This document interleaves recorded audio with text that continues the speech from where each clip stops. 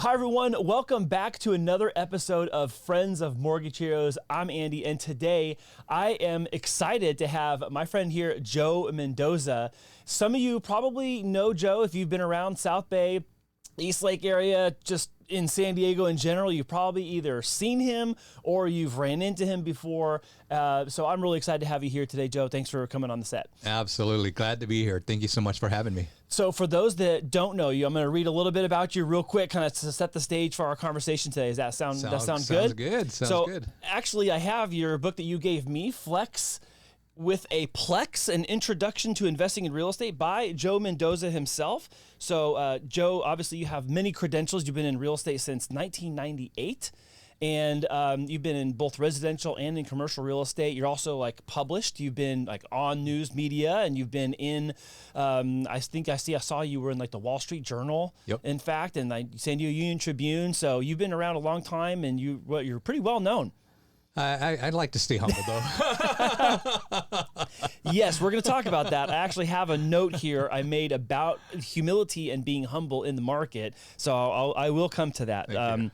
But just real quickly, Joe Mendoza has been involved in real estate and business for nearly 30 years. He's an active investor, real estate broker, highly sought-out speaker, and worldwide business coach. He's personally owned, represented clientele, and helped manage multiplexes. Joe has also other experiences, such as participating in several different development and redevelopment projects, including a 60-unit condo conversion in Las Vegas, Nevada, a 17-unit office building in Escondido, California, a 10-unit condo conversion in El Cajon, a fourplex in Escondido, California, a raw land development in Spring Valley, and multiple fix and flips. Joe is also a sought-after coach and mentor, and we're going to talk about that a little bit today too. The rest I'm going to save for our conversation, but you are also a product of local university here at San Diego State. So yes. Aztecs. You got like San Diego written all over you. I'm ripping off all these other, success stories of, conversions and stuff in other places. But man, you're like a San Diegan. Like a San Diegan. San Diegan for life. Now, in your book, you talked about your family being the first ones to come here. Your father, right? Mm-hmm. Your father and mother coming to be here, and you're referencing a story where it's like, oh yeah, my father was a barber. I'm a barber. You're going to be a barber, but you're not going to be a barber because your dad kind of pivoted that right away. What year did you come? What year did the family come here to California, to San Diego? Okay, so my dad was in the Navy. It was California, Hawaii, and back to California. So my fondest memories were kindergarten, first grade. Then we went to Hawaii.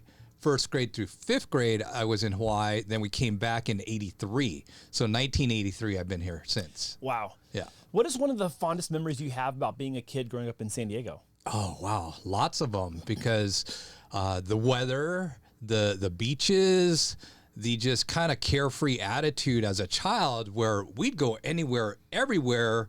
And, nowadays with the iPhones and what have you, parents didn't care. Hey, you left in the morning, you came back for dinner, we're good. It's funny how many of us can say that now. And I mean, I'm in my 40s, but I say those of us who grew up in the San Diego around the 80s and the 90s, it's like, yeah, you just went out in the morning during summer. Like summer was 3 months long. It wasn't the year-round school year schedule. And it's like, okay, yeah, well, I'll be back when the lights go out. And like, people think that's just like something you say on the internet. Like, no, life was like that. Oh, totally. I mean, I came home sometimes just to get like water from the hose, and then I'd go back out to what I was doing. I didn't even go in the house. I just water from the hose and then back to whatever I was doing with my friends. And we survived, right? It was crazy. I don't know if I'm like tougher on the inside because of the water, or I don't know. I think we both are. I think our generation is tougher. I'd have to say. I'm not really sure exactly what to attribute my baldness to, but I know it's not the hose water. So 1983 is kind of really when maybe that was like your last like trip back to San Diego, and then it kind of established some permanency then. Yeah, because my dad was in the Navy, and this was his final destination before he retired. So he had his last final assignment, and he wanted San Diego. So he got lucky, we got lucky, and that was it. Wow. Yeah. And then when you were going to school, I know you mentioned in the book, being at San Diego State in the 90s when it was crazy. And it's like, Marshall Falk and San Diego State was like on the map because of his talent. And, I remember actually being a high school kid and going to an Aztecs game. And I was like, this is nuts. Because for a long time, I was too young to experience it otherwise, but for a long time, what I had heard is that it just wasn't like that.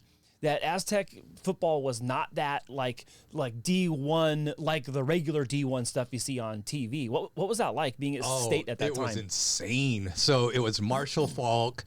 We were voted number 2 party school in the nation.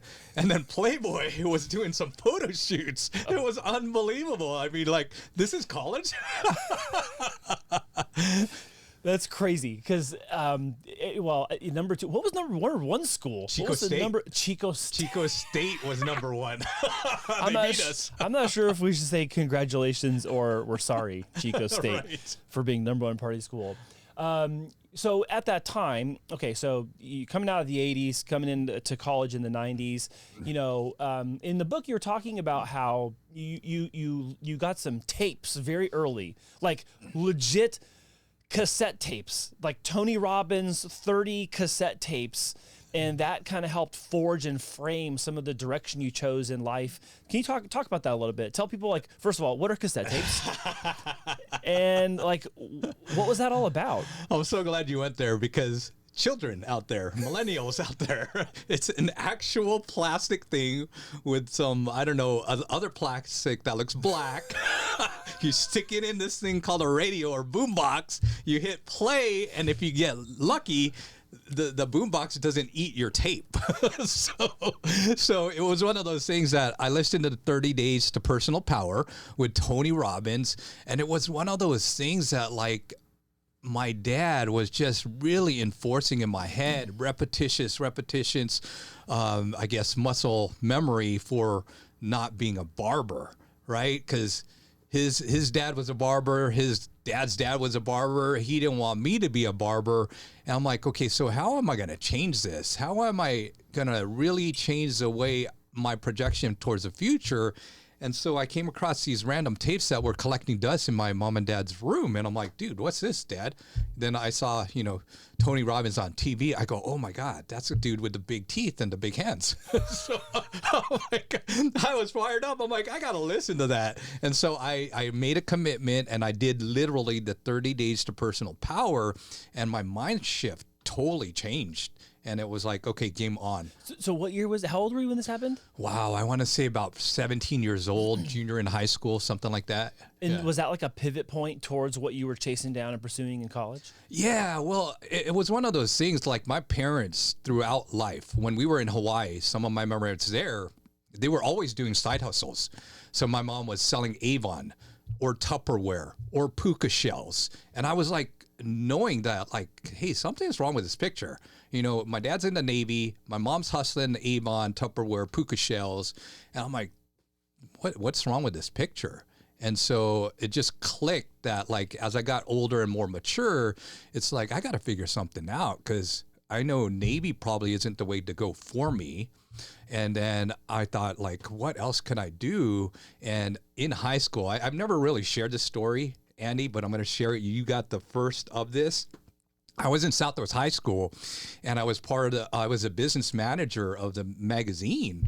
And as we were, like, going through the magazines, getting ideas and trying to put this magazine newspaper together, I saw this magazine on the counter, and it said entrepreneur. And I was like, wow, that's a sexy word. I'm like, let me check this out. And I started flipping through the pages. I'm like, I felt related, like connected. And that was like kind of the pivotal moment as well, where, like, when the stars start lining up, that, wow, this is me. This is really me, being an entrepreneur, seeing Robert Allen, listening to Tony Robbins. It just started to really shape who I was. It felt like it was using your language. Like, it's just like it was like hand in hand, huh? Totally. Wow, totally. That's awesome. Yeah. So I didn't ask you, and I just thought of it right now, but, like, how did your parents have the tapes? So did you ever ask your dad? Oh. Like, you're talking about finding them, but yeah. How were they there to begin with? Well, my mom and dad also, before Tony Robbins, was, they've been hustling since they pretty much, maybe even before I was born, right? So it was one of those things. My dad had the courage to come to America, leaving his country, like, hey, there's a better, nicer, more abundant world called the USA. And so he joined the Navy and started to grind. And throughout his career as a Navy serviceman, he actually came across this other tape, Dolf Roos. I don't know if you know that name, but I've heard that name. I actually have not heard anything by him, but I know that name because no one has the name Dolf. No one else. Yeah. So these are some of the Dolf, OG of OGs of the real estate gurus out there. Well, because I think people point at Brian Tracy and look at Brian Tracy as that, but Dolf precedes him even, doesn't he? Or are they around the same around time? Okay. Maybe around the same time, but he was like the real estate. I don't know.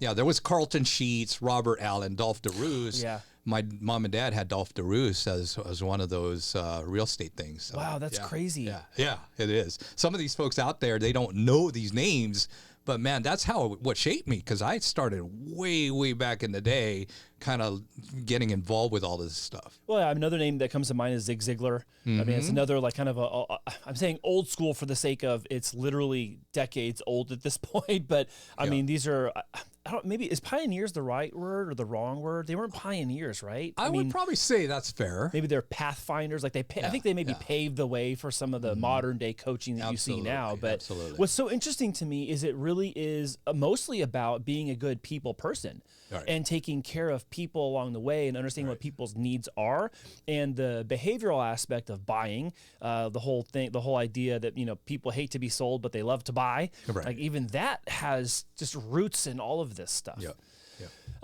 So your mom and dad were trying to like make ends meet in other ways, right? You're in the book, you talked about Avon and the puka shell thing and just doing these little side hustles. And you also made a very, I think, important point that the success that is demonstrated by people in those arenas isn't how everyone's experience goes. Right. And it's not because that they're inherently bad, but I think what I've seen is that it falls down to the person's discipline and their ability to continue the right actions with a frequency that generates the outcome. A lot of times people quit too early. They don't start with the end in mind, and that's something else you talk about in the book, is starting with the end in mind. And again, it's not an accusation that the model is there to make people like fail, but only a handful of people really succeed.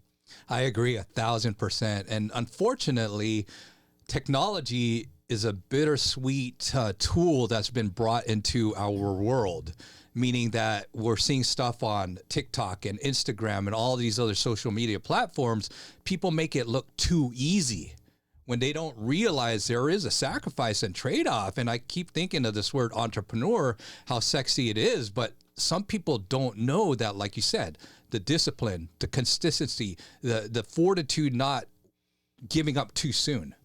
Because a lot of younger folks, I think, don't realize that, like, you know, you live in this thing called the microwave society. When it's instantaneous, entrepreneurship success doesn't happen that way.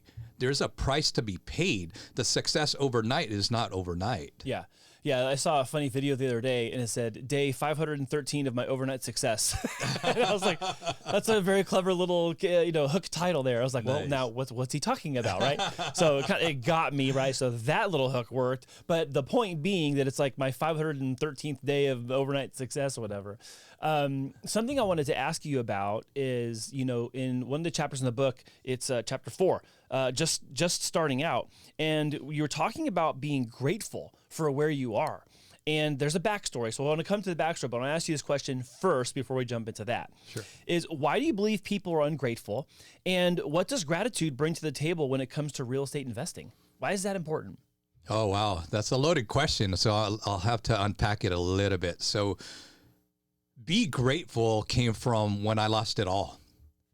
Because when I was just running really hard, I was really prioritizing success and money and all that stuff, to be humbled in 2010 and all that stuff. I made it who I was.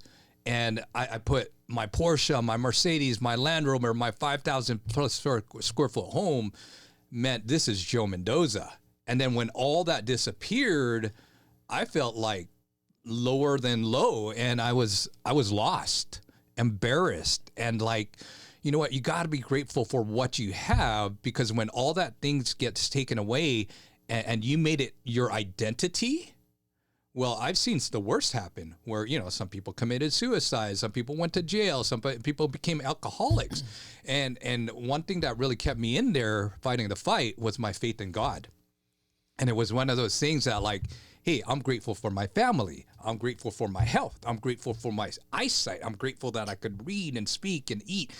Some of these basics. I'm grateful to be able to breathe and wake up another day. And so when you start living in gratitude and appreciating some of the very basic stuff, all of a sudden your world starts coming back to like, okay, these are my priorities. This is what I have to do. This is what I need to do to get back to who I am and then serve others. And that's where that gratitude comes from for me.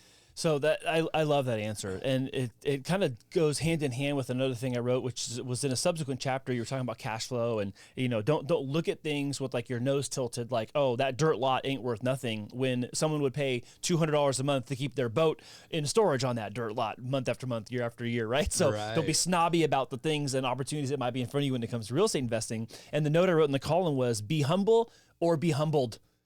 And I was at a show recently where I ended up being the guest on, long story short, I was producing a show for somebody. The guest couldn't make it. And we were having this side conversation about some of these things, about being humble and humility. And they're like, we should just do an episode with you right now. I was like, let's go. And we just, boom, let's go hit it. And so I talked about this aspect with it because of losing everything. Multiple times, right? And when the bottom fell out in 2008 and 9, and then again when I had another business in 2017, I became ill and lost everything and had to start over again. And if you are not humble in the market will humble you. I love that. That's powerful. I gotta steal that one. Yeah, it's only it's what's interesting, and this is very Captain Obvious. It's one letter difference. It's be humble or be humbled. It's just one letter, but man, it makes a huge difference. Wow, that's powerful. Yeah, that's powerful. And I knew that I was figuring you were gonna reference having lost it all, because I think I also fell into that trap too, whereas like I thought I was important because I had made these material successes.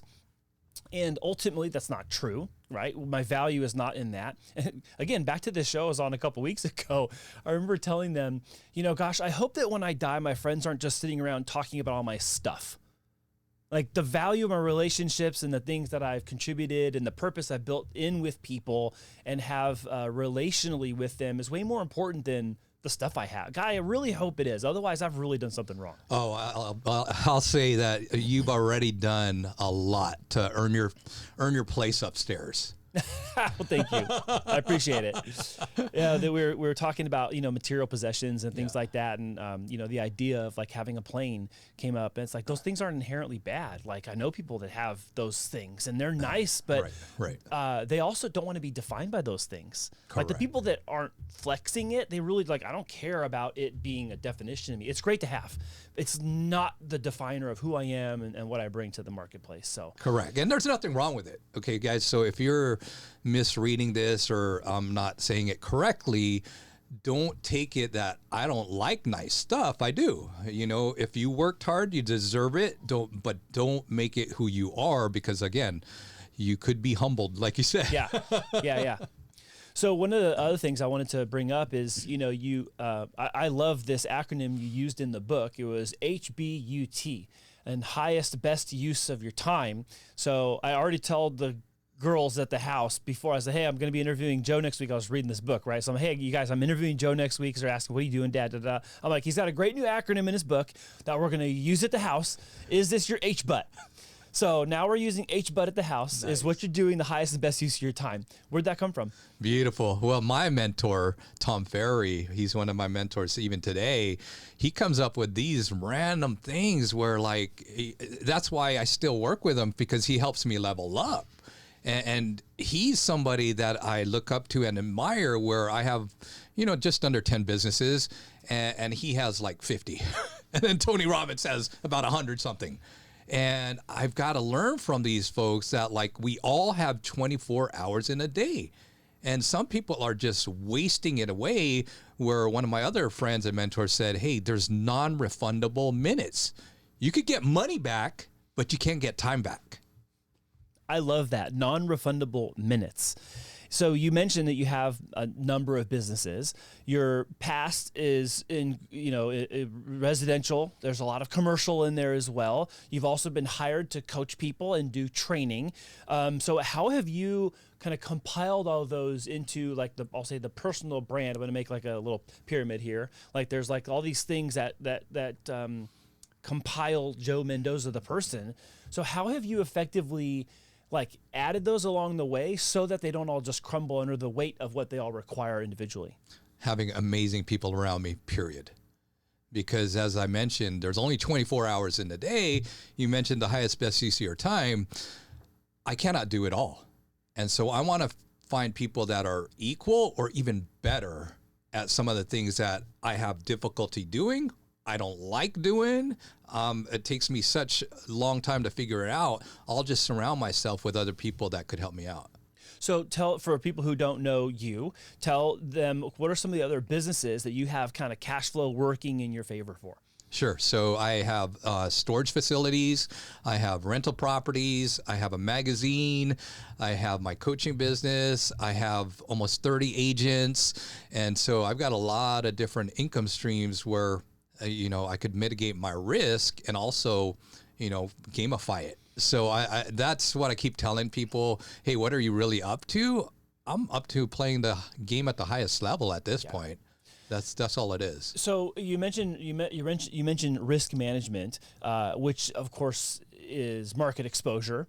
Do you feel like in the current market environment, the general landscape of economics, how well insulated do you feel right now, having a variety of different things at play with different risk factors and different scales of size and cash flow? Like how well insulated do you feel right now? Very, very good question. I'm like everybody else, right? So there's some things that I can control. There's some things I cannot control, like COVID. COVID hit us, and unfortunately, a lot of businesses fell by the wayside. The businesses that I have, I learned from that where I don't want to have all my eggs in one basket, real estate. And at the time, 2008, 2010, at that time of the mortgage meltdown, I was all in real estate. Same for us. Yeah. 100%. And so like moving forward, I go, you know what? I'm going to diversify, hedge my risk, and make sure that if I'm going to get other businesses or other opportunities, that there's some that are maybe even recession proof or something where I could add value and it has nothing to do with real estate. So people say the word recession proof, and I think they use it in a way like it's totally impenetrable. What do you mean when you say recession proof, and what's an example of that? Property management. One of the things that my dad used to say is food, shelter, clothing. Food, shelter, clothing. If there's a need that cannot be a luxury, then that would be kind of a recession-proof kind of business. In some ways, accounting, bookkeeping for business owners, that is something that is a necessity. Because if you're not, I coach a lot of realtors. One of the first things that I coach them on is like, I want to see your P&Ls. And some of them look at me, you're in the headlights. What's a P&L? What is a P&L? I'm like, holy moly. Yeah. So, these recession-proof kind of businesses or services, I would say anybody out there who has a 9-to-5, you need to get a side hustle, a business. Also, there's a lot of benefits people don't take into consideration, like travel, hotel, all of these other things that they're doing anyway. Why don't you tie it into a business, a side hustle on top of what you're doing, and then get maximum reward out of like even taxes? Well, and you even mentioned in the book too, unexpected expenses, like having a cash reserve for unexpected expenses because they're going to happen. And there's less risk if you have more doors, which is contrary to the belief that people think like, oh, well, if I have, 100 doors or 10 doors, 100 seems like it's crazy. Well, if 5 of those are vacant, you got 95% occupancy still. You got 10 doors and 5 of those vacant, you're at 50%. That's correct. And there's a lot more risk potentially depending on how much debt load is connected to it and stuff like that. Exactly. But that's also one of the other things I wanted to make sure I mentioned on the show is like, I love the way you wrote this book because it's very simple in its approach to people who have maybe no clue about why you should think of it this way. It's not just, hey, do this, do that. Like you could have just put a checklist on the internet if that was the case.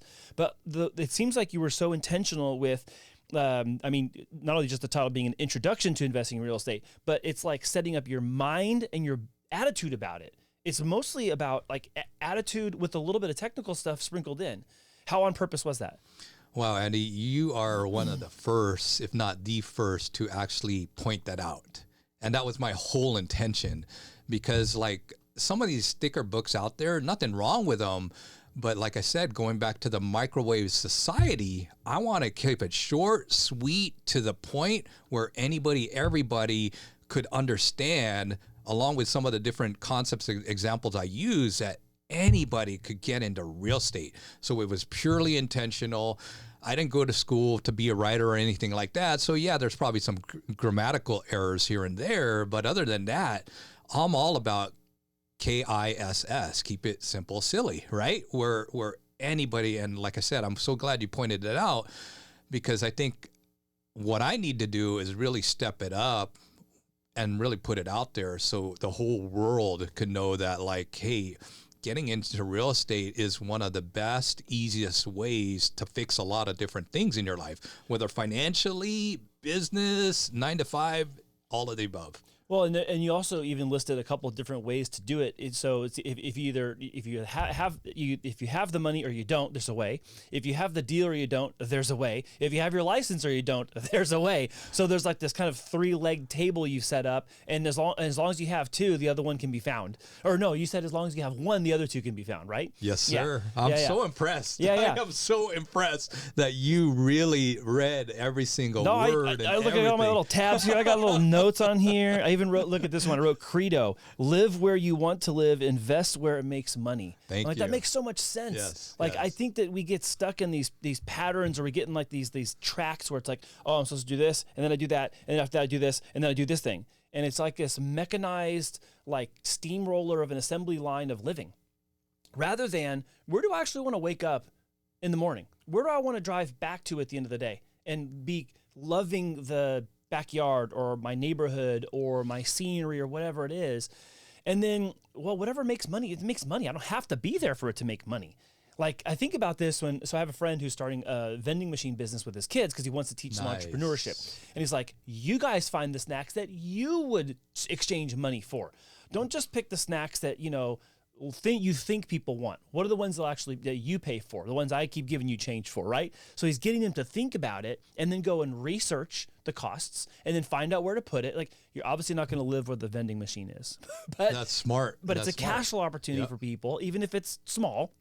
But at scale, it's not small. Same thing with like laundromats and things like that, where people are just dropping quarters or dollar bills or swiping that card, even when you're doing something else at the place you want to live. And so I love that about this too. I love that you pointed it out, because over the weekend, I was showing some of my really good friends some property. I'm still in the game. So if people think that sometimes I'm doing all these stuff, I'm out of the game. No, if you're a friend, family, I like you, we gel well together, I'll help you out. Buy a house, sell a house, either one. So I was showing property that happened to be a fix and flip. And you made a very, very good point. Some of the fix and flippers out there that are just starting out, you are not going to live in there. And unfortunately, this person did so many upgrades, and now he's going to be lucky to break even. Lucky to break even. It was listed twice. The first time was over 100 days. Now he's listed for another almost 30 days, and he was telling us the numbers. I looked it up and what he purchased it for, and he said he did $300,000 in upgrades. He is lucky to break even. Lucky. 300 on upgrades? Yeah. Woo! Yeah. He gutted the whole house, changed the flooring, changed the light, took out this and that. And again, fix and flippers, the numbers are the numbers are the numbers. I get it. I mean, I get it if the acquisition price is there and the ARV's there. But man, 300, that without knowing anything else, that just sounds like a high number right now. Without having like added a day ADU or do a garage conversion or something that adds square footage, that sounds like a lot to me. Am I right? Is that okay? Yeah, okay. Yeah. It was decked out. I was like, holy moly. I mean, it was a beautiful home. But man, he's not going to live there, and you could see that he made some errors that will be costly. Well, hopefully they're only costly the first time, and they can be the lesson. Because I mean, look, you and I have both made costly errors back in the heyday of the early 2000s, and they were very costly to me and my family and to our company. Right. We're still here. I told you before we aired today. Yeah. We're in our 20th year finally, and that seems crazy because I'm like. Are we really getting this old? We've been around this long, like 20 years. And it's also funny because, sometimes people are like, really, you think that? You think this? I'm like, yeah, we've been around for 20 years. Like, I've seen this 5 times. It's not me saying this because I think it is. Right. Anyways, you mentioned a couple minutes ago the whole keep it simple, silly, not stupid. Is it because you don't want to call people stupid, Joe? I read that in the book. I'm like, KISS, yeah, keep it simple, stupid. I was like, oh, no, keep it simple, silly. What do you mean? I'm just trying to be nice. Trying to be nice. Okay, so it is just a gesture of being nice. Yeah. Okay, got it. Well, you're such a nice guy. Something else that I pointed out that was that struck me was this 2 clear yeses, I called it. In your chapter about financing, you talked about 1, buy it because it's a great price, or 2, buy it because you have incredible terms. And one of the things I know I've told people a long time ago, or since a long time ago, is price isn't everything. If you got amazing terms and the price is there, it could be a value play where it's a longer than a 3-year, 5-year, 7-year window for you. And long-term, it carries value because of the family that's coming behind you. So don't get stuck on like this whole price sensitivity thing, because that's just more of a like right now it is, but it's not long-term. It's more of a value thing. Is that kind of the angle you're going for 100% correct. So if you're an investor or want to be an investor, that's the only 2 ways you should buy. Because cash, you get a discount on price, or B, you get terms. And so I sold this 17 unit office building in Escondido a while back. The seller really wanted a high price, this and that. And he was so adamant because he's going into retirement. He wanted the money. He was self-managing. Rents were way under. He really wanted his price. This one buyer came along, was like, just carry paper. He was like, no, I want out. Finally, the seller was like, man, this buyer is relentless. And so he took a seller carryback. The buyer came in with $400,000. It was a win-win, because now the seller carrying back the money will make way more money because of the interest. The buyer doesn't have to get any financing because the seller is the bank. So it's a win-win. I won because, I made my commission, which was around $40,000. But at the time, I'm like, wow, looking back, I should have been the buyer. No, wait a minute. How come I'm not doing this deal for myself? Hence the book. How many times has that happened? Oh, like numerous if you, times. I'm sure you maybe have stopped counted, or maybe it's too painful to count. But like, how often then, maybe I'll frame it that way. How often do you look at a deal for someone else and you're like, dang it, I should be doing this one? Oh, so agents, I really want to talk to you out there right now, especially if you're newer. If you put something on the market and you see multiple offer, and especially if it is a fixer, or you could do value add, that is a time where you need to figure it out and try to buy that property yourself. Be more clear about value add. What do you mean by value add? Okay, perfect. So on single family, it's a fixer. Paint, carpet, what have you. If it's a multiple family or a office building, it could be as like same thing, paint, carpet, but essentially you're raising the way it looks, feels, and it could rent for. That's a value add. You change the monumental sign, you reconfigure the size of the rooms, you add some bathrooms. That's a value add. You put asphalt and repave the parking, you do the new roof. That's a value add, especially if it's starting to get dated or overly used and it's time for those upgrades, whether it's single family or multifamily commercial. That's a value add. And would you also consider things like a garage on the residential side? Would you consider things like a garage conversion or space for an ADU in the back? Would you consider those value adds too? Depends. Okay, explain. So, like, if you're dealing with the size of the property being it's like a 2-bedroom detached home, then yeah, there's very, very few people that would really desire that kind of property. But if you add a bedroom, make it a 3-2, or room for an ADU, that would make more sense. But sometimes if you got to look at the neighborhood as well. If there's a lot of 3 bedrooms, 4 bedrooms, and you overbuild, then guess what? You're probably going to sit on the market too long because it's not in conjunction with the rest of the neighbors. So this is where a true professional like yourself or myself comes into play, where you really don't just jump into these properties without doing what they call the due diligence.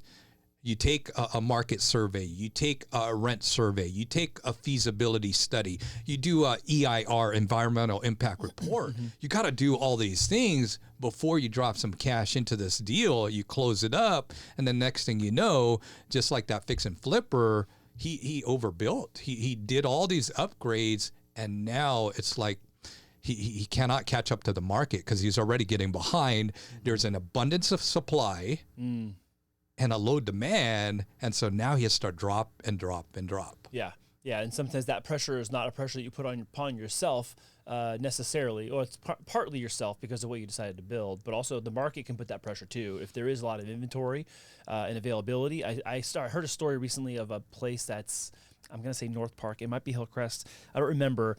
They built a lot of units in a small little area that doesn't have enough parking. And now they're having a hard time getting them rented out because even though the rent is cheap, the accessibility is difficult. And so it doesn't matter that it's cheap when I don't want to walk 3 blocks to get to my house.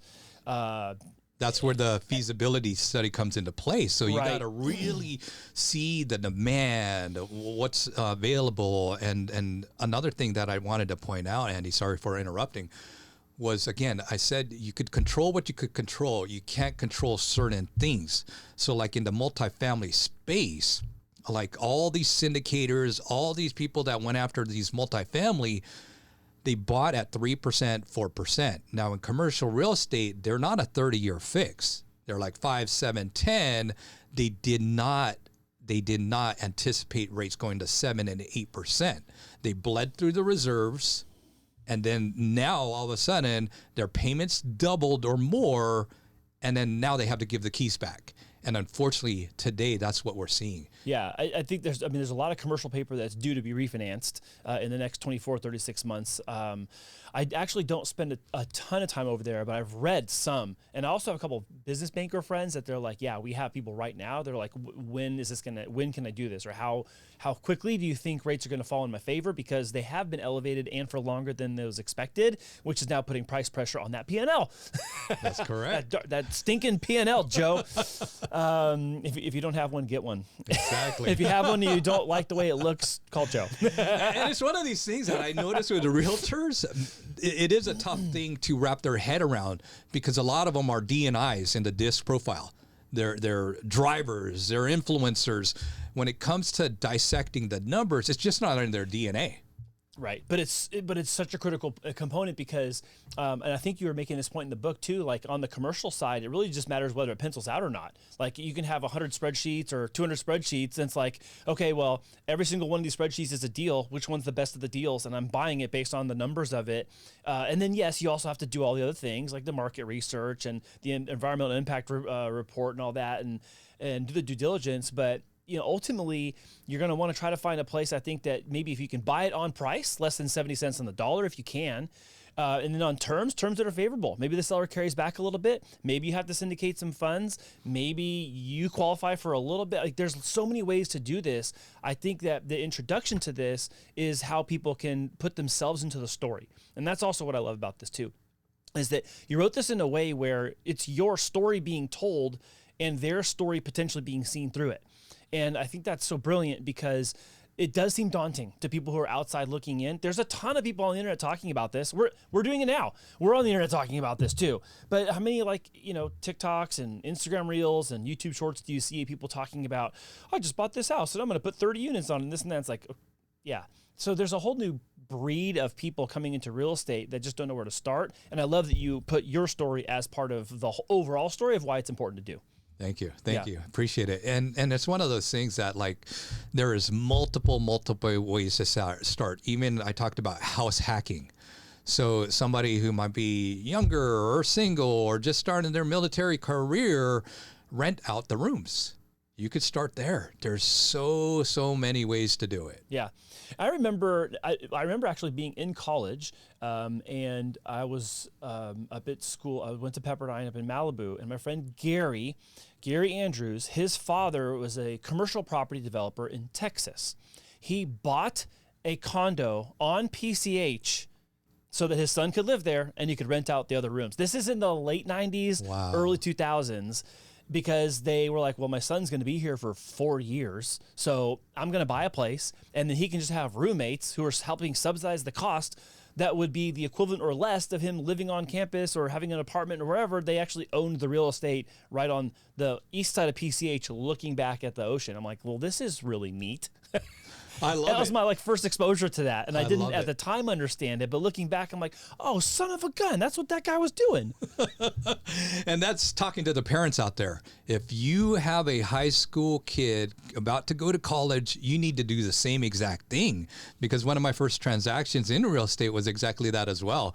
One of my colleagues in college, his parents were in real estate. The father owned a lot of hotels, and they ended up buying a 3-bedroom, 2-bath in UTC for, I remember at the time, like 300-something thousand. Come on. Are you for real? For real. He still has it and throw over $1 million in equity that the parents pretty much gave to him. So, wow. Yeah, he still owns it. It's in his name now. So that's a really cool story. That's a good segue to my question of like, what do you think is a great opportunity in the market right now? Like, what is it that, Joe, when you're driving around town, when you're just sitting back thinking about all the things you are seeing and surveying, what do you think are opportunities that are really good in the marketplace right now? Not just for today, but like if you were going to say, Andy, let's go do this right now together, and this will mean something in however many years, what is it we're talking about? So that old phrase, don't wait to buy real estate and wait, holds true for anybody, everybody, anywhere in the country. Because time, as long as you could hang on to any piece of property, usually will work in your favor. So what we've seen over across the nation was over a 6% appreciation in if you take the last 30 years, where it's just a steady climb. So it doesn't matter where you buy, where you live, whatever. Don't wait to buy real estate and wait. For me, I'm focused more on multifamily commercial real estate because I played the game of single family.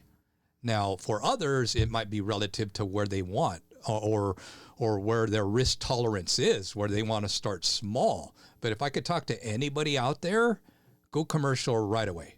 Just go commercial right away. 5 units plus, because of what you said earlier, if somebody has 10 units and one's vacant, it's only a 10% risk of mitigation. You're not going to be too bad if 9 of them are still holding up the rent. But if you're 1 for 1, you're in trouble.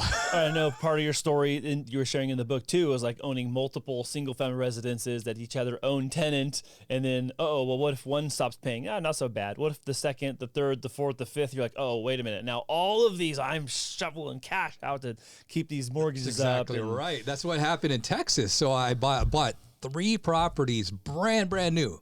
I didn't see the market going to crash.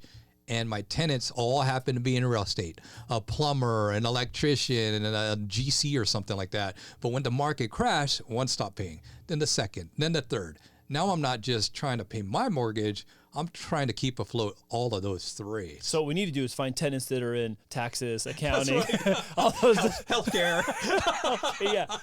Healthcare. Yeah. What was the other one you mentioned? That's right. Oh my gosh. So I've been increasingly interested in what's the right? I don't know the right term. I don't know the right term to use. Like multifaceted real estate that has a commercial purpose but a residential connection.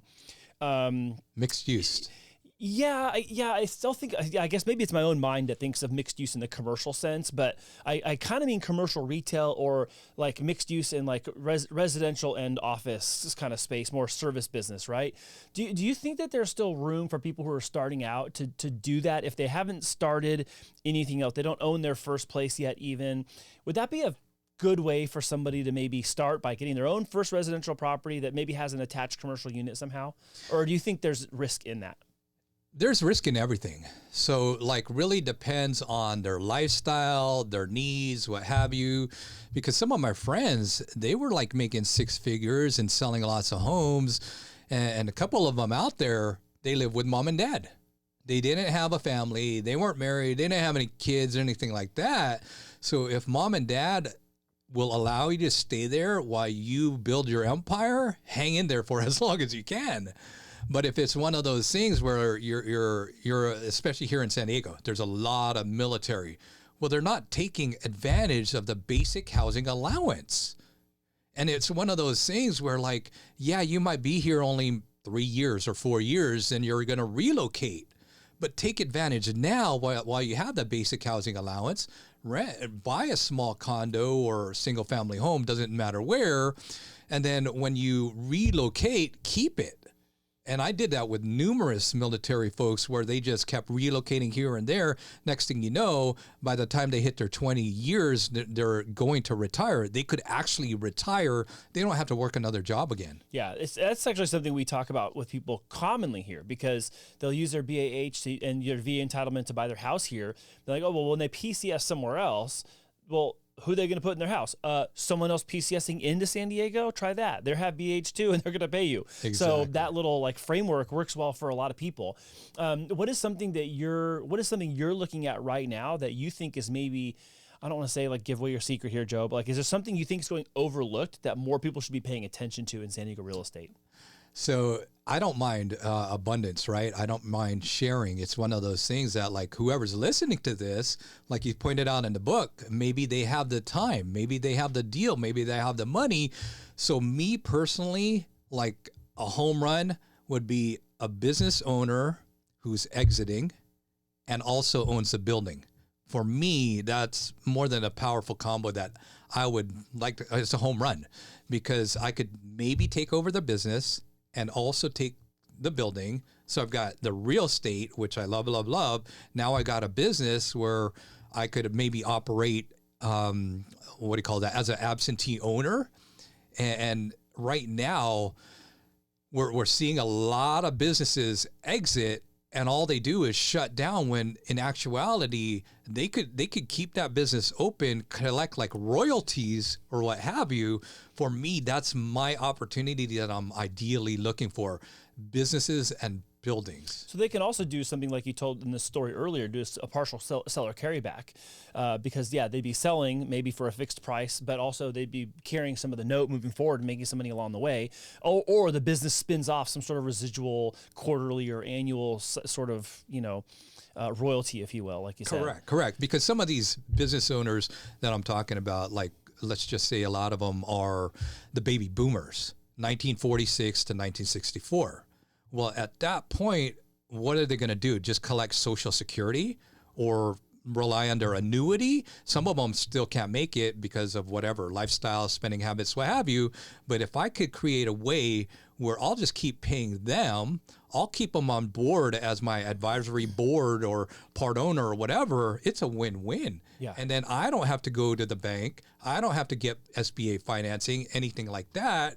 It's a total win-win. Yeah, I believe that there's going to be a lot more of that coming up. Tons. My business attorney, Eddie Macias, and I talk about this frequently enough where it's on my mind a lot. I'm like, there's a lot of people that are, I'm going to use the term aging out, but they're just choosing to retire and they're selling their company or their service business to somebody else and just walking away. And for most people, they probably just don't want to have any sort of attachment, and I get that too. But there is the case where for some people that maybe have not been as savvy into their older years and it does not have that total value, but can create enough cash flow that maybe would augment their retirement, their Social Security.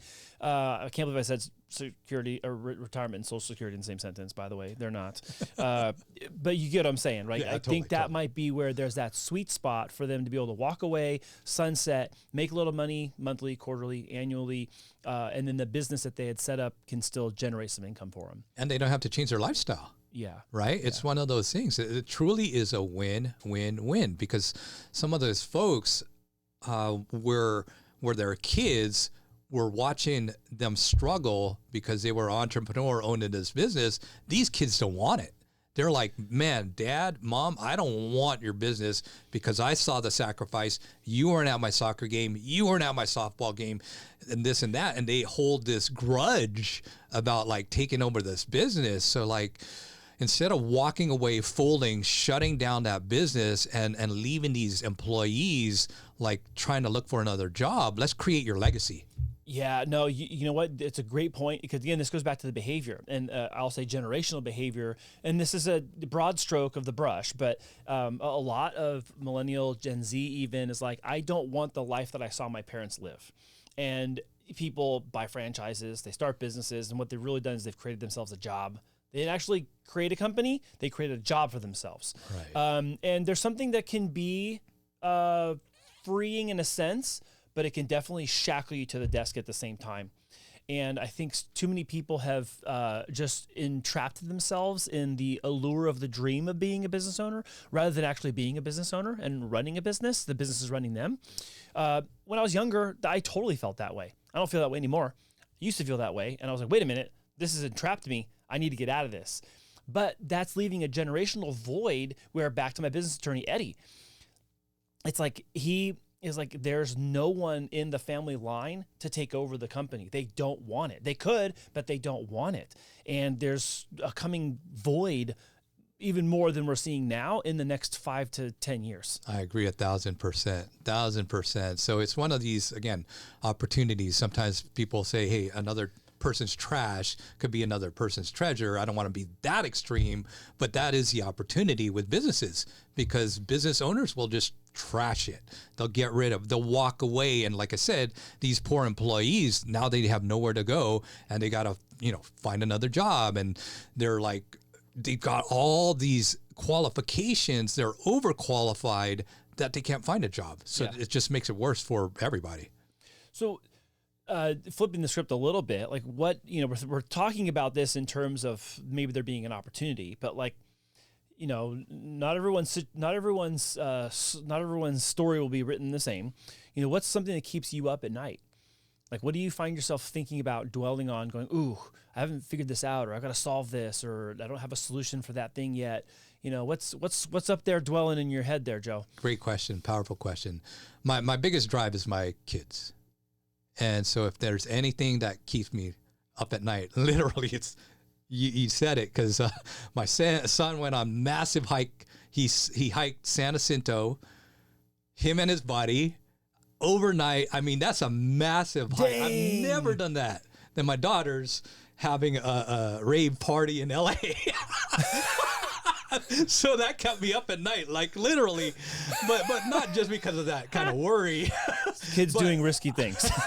But it's one of those things like, what's their future? Yeah. What are they going to do financially? Are they going to have, like, San Diego is getting less and less affordable. Like, I'm worried. That keeps me up at night. My kids and all these other kids that are going to have to or want to buy a home, it's going to be hard.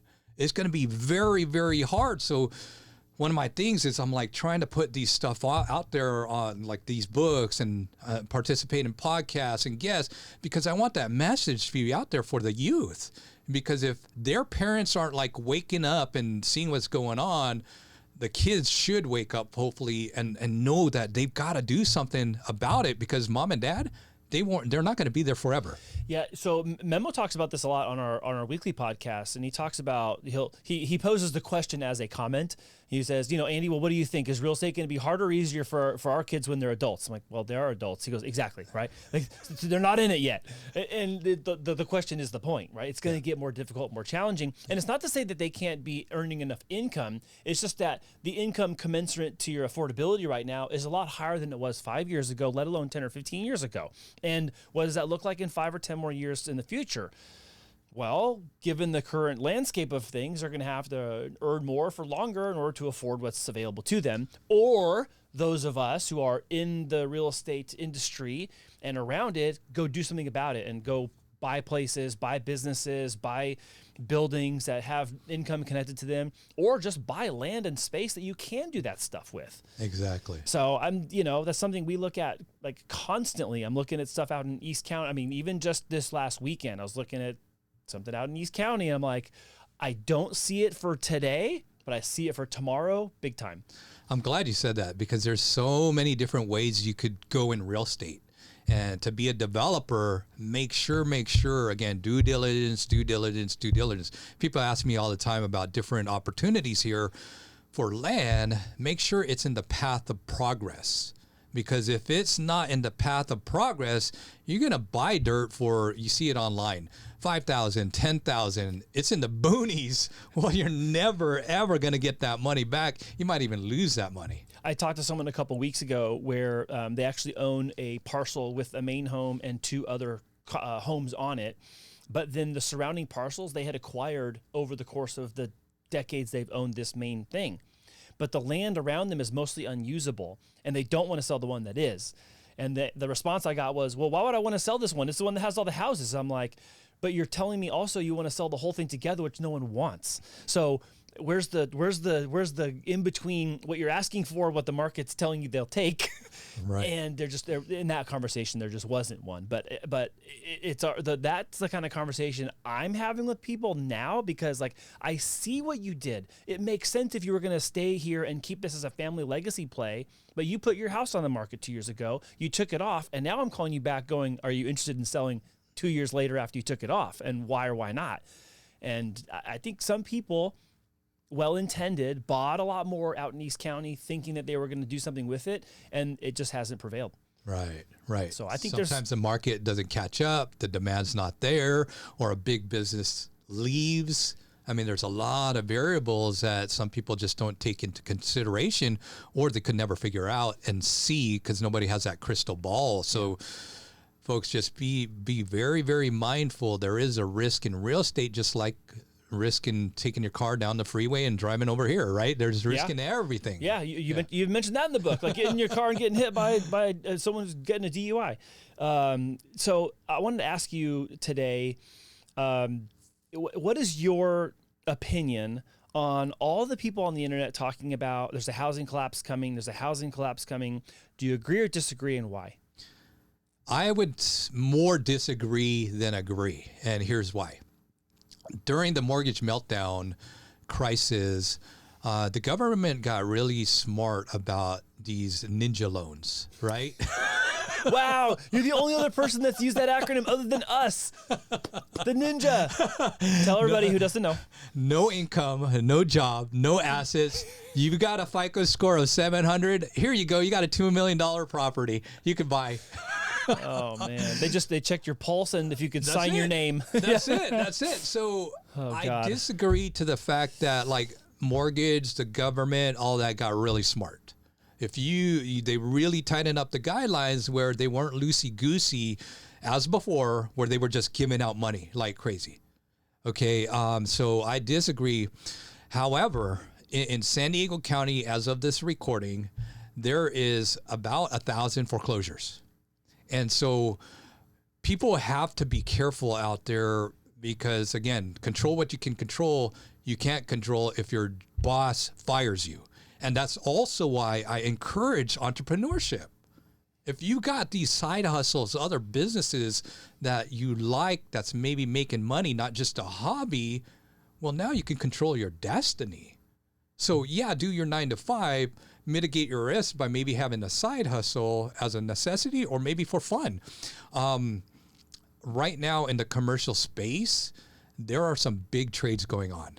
So like if you really start to unpack that and dig a little bit deeper, they're not talking about it. Because what I said earlier, where people bought at the 3 or 4%, now they're trading 7 or 8%. I'm dealing with some of my clients right now, consulting them. They're doing $20, $40 million trades right now in the commercial space. Whoa. Trades, meaning that's big. When we say trades, folks, in commercial real estate, it's just a sell, buy, sell. We call it a trade, but that's what's going on. In 2008, 2010, it was first residential, then commercial. It's the reverse right now. So we're not seeing it happen in the residential, but as these commercial businesses and buildings start folding, well, if they can't afford the building, they can't afford your paycheck. They can't afford your paycheck, you don't have a job. You don't have a job, you can't pay for your house. So it's a domino effect, kind of reverse, starting with commercial. So I've been sitting on this theory, and I want to know what your opinion is. So first of all, I think the underpinnings of what the market was like in 2005 and 6 leading up to the collapse are way different than the variables we find ourselves in now. Even just starting with underwriting. We're actually underwriting people for the last 12 years, 15 years versus, oh, you've got a good credit score and a pulse, here's a loan. So I think that's a big major difference, number one. Number two, I'm seeing this topic come up in a couple different places where even people who had a loan modification are able to get a remodification to prevent the foreclosure. And then people who are in foreclosure have enough equity to sell. They just need to come to grips with the emotional connectedness that I'm going to lose my place by foreclosure if I don't sell it, but I have enough equity to sell still. So I think that there's some of those that might evaporate, just mechanically speaking.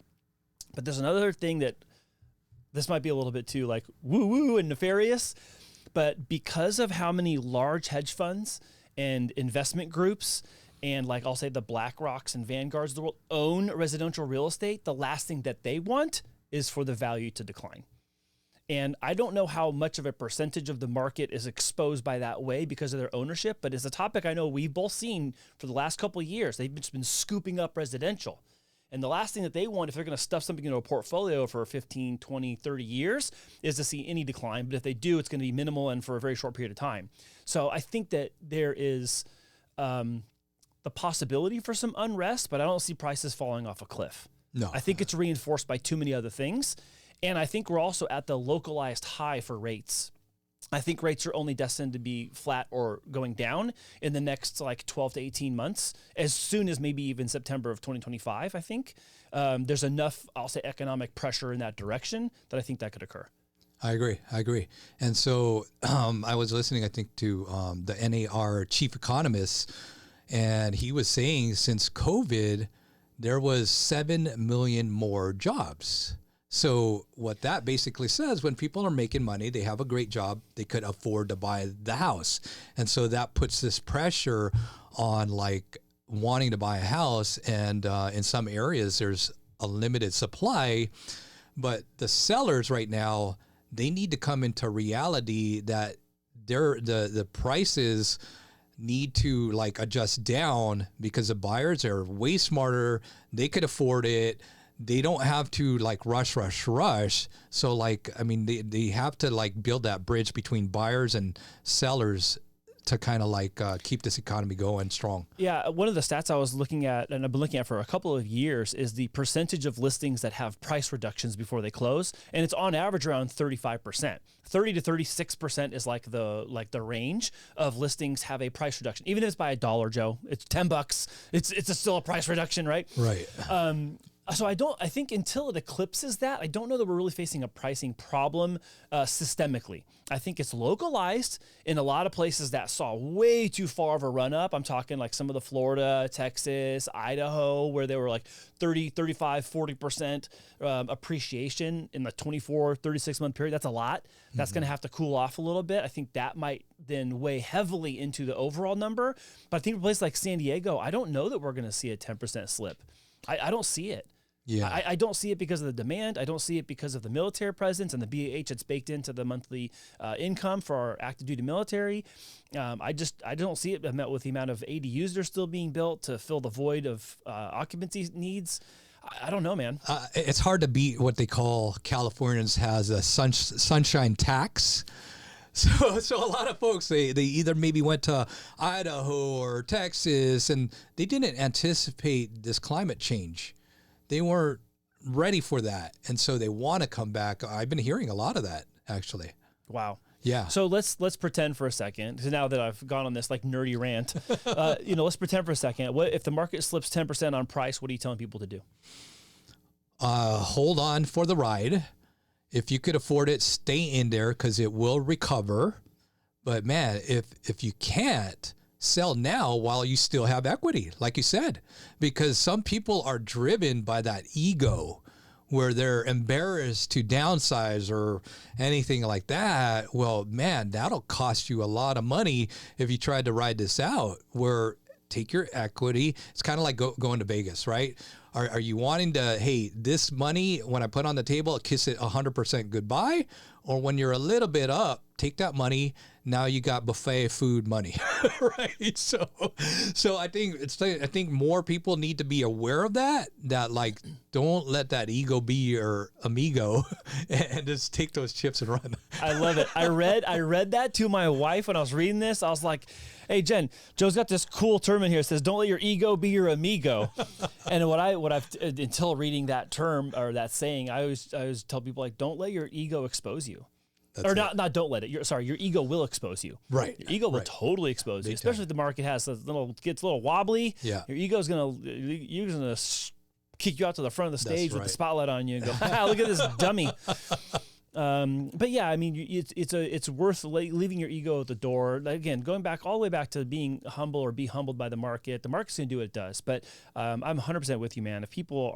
If you are in a neighborhood or a zip code that's going through a 10% price correction, like, just hang on. If you can afford to hang on, hang on. And if you cannot, then you need to call someone like Joe. You need to call and ask some questions and be honest about those questions. That's something I talk on this show and our regular weekly show a lot about, which is don't call us at the 11th hour when it's too late for us to help you. You need to get to us upstream of the problem that ends it all, when maybe you might be the most like sensitive to even asking the question.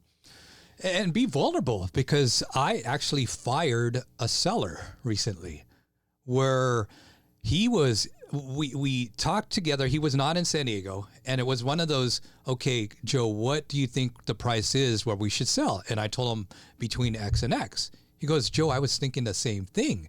I put that property on the market. It was a multifamily, and I started bringing in offers right in there. He could have easily taken it, walked away. But again, his ego was like, hey, Joe, I do X amount of profession. I also sell houses.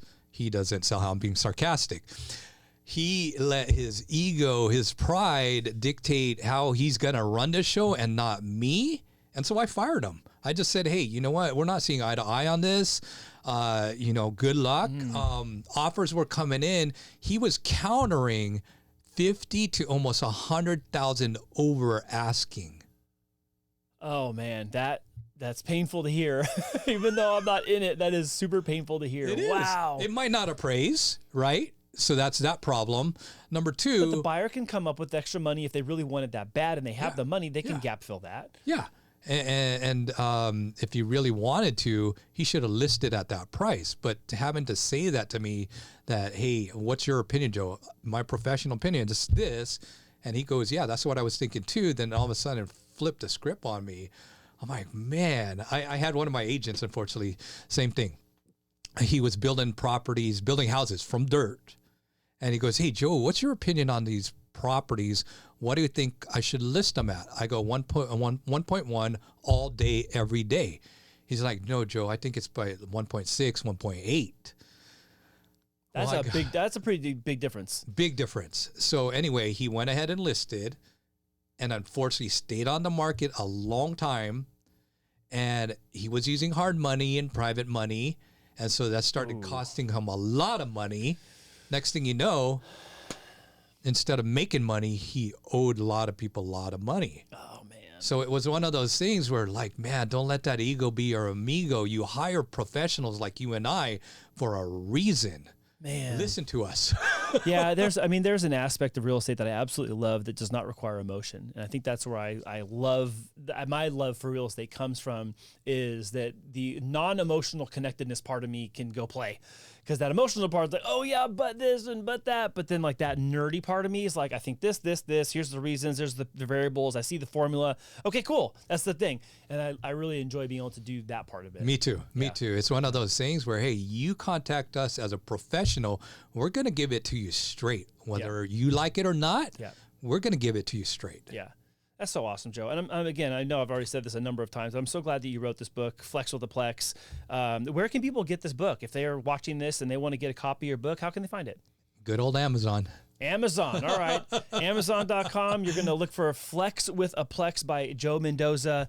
Joe, thanks for coming to the show today, man. This has been a wonderful conversation. I'm so glad that you came by. I know you made a trek to get here, so thank you for coming in. Anything for you, Andy. It's been an honor, a pleasure to be on our show. You're doing amazing things. Keep up the great work, because you're impacting hundreds, if not thousands or millions of people, whether they see it today or next few years or next few decades. I love you're all about that impact and giving. Thanks, man. I really appreciate it. Thanks again for coming by. And for all of you who are joining us for the first time on Friends of Mortgage Heroes, be sure to go ahead and check out the other episodes we have with amazing, great guests on that playlist. And if this is your first time to our channel, we have a weekly show called the Mortgage Heroes Weekly Podcast with myself, William, and Brian, talking all things about real estate, what's trending, what's happening, and how to win and succeed in mortgage and real estate. Remember to like this video and forward to a friend who might be interested in the book Flex with a Plex, or in talking to Joe directly. And if you need specific help from Joe, his information is in the description box below, where you can reach him there, or you can leave a comment and we'll make sure that we get back to you and help you out along your real estate journey. Thank you so much for watching this episode, and we'll see you again with another great guest next week. See ya.